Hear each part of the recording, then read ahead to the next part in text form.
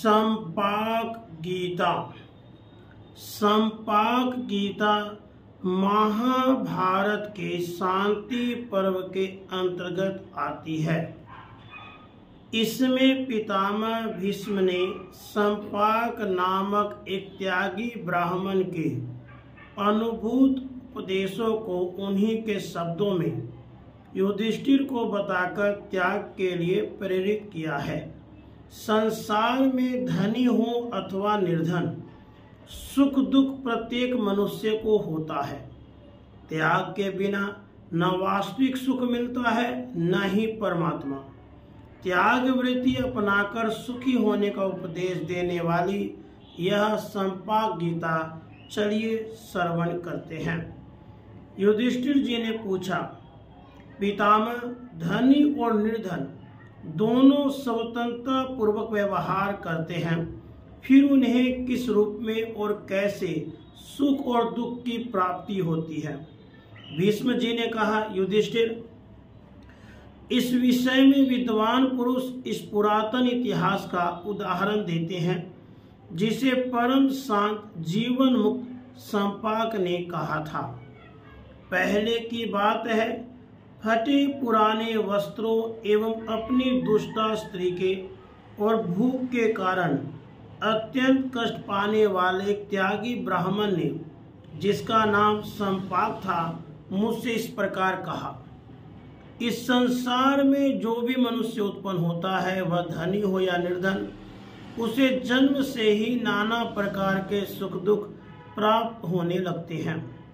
विधाता यदि उसे सुख या दुख इन दोनों में से किसी एक के मार्ग पर ले जाए, तो वह न तो सुख पाकर प्रसन्न हो और न दुख में पड़कर परितप्त हो। तुम जो कामना रहित होकर भी अपने कल्याण का साधन नहीं कर रहे हो और मन को वश में नहीं कर रहे हो, इसका कारण यही है कि तुमने राज्य का बोझा अपने पर उठा रखा है। यदि तुम सब कुछ त्याग कर किसी वस्तु का संग्रह नहीं रखोगे, सर्वत्र विचरते हुए सुख का ही अनुभव करोगे, क्योंकि जो अकिंचन होता है, जिसके पास कुछ नहीं रहता है, वह सुख से सोता और जागता है। संसार में अकिंचनता ही सुख है, वही हितकारक, कल्याणकारी और निरापद है। इस मार्ग में किसी प्रकार के शत्रु का भी खटका नहीं है, यह दुर्लभ होने पर भी सुलभ है। मैं तीनों लोकों पर दृष्टि डालकर देखता हूँ तो मुझे अकिंचन, शुद्ध एवं सब ओर से वैराग्य संपन्न पुरुष के समान दूसरा कोई नहीं दिखाई देता है। मैंने अकिंचता और राज्य को बुद्धि की तराजू पर रखकर तोला तो गुणों में अधिक होने के कारण राज्य से भी अकिंचनता का ही पलड़ा भारी निकला।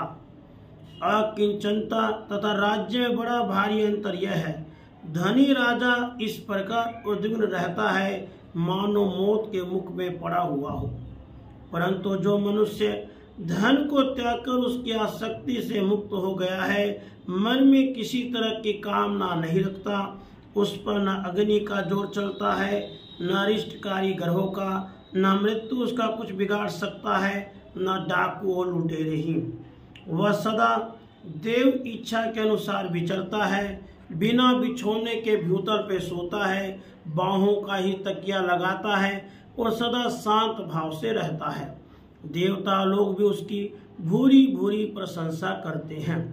जो धनवान है वह क्रोध और लोभ के आवेश में आकर अपनी विचार शक्ति को खो बैठता है, टेढ़ी आंखों से देखता है, उसका मुंह सूखा होता है, भौहें चढ़ी होती है और वह पाप में ही मग्न रहा करता है।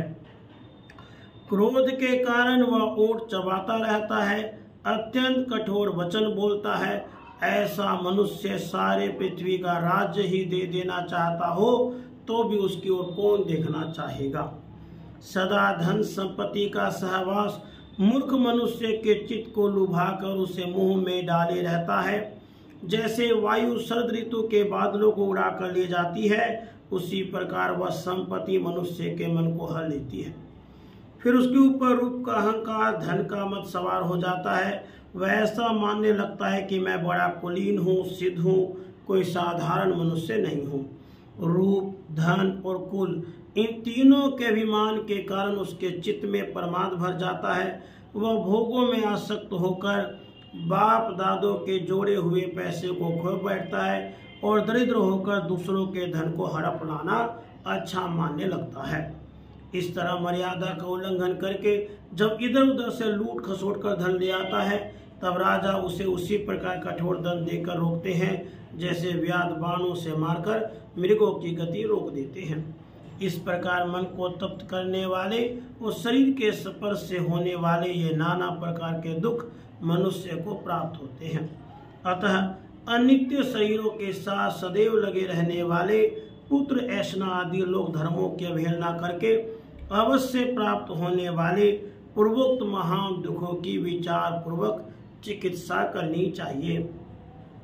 कोई मनुष्य त्याग किए बिना सुख नहीं पाता, त्याग किए बिना परमात्मा नहीं पा सकता और त्याग किए बिना निर्भय सो नहीं सकता।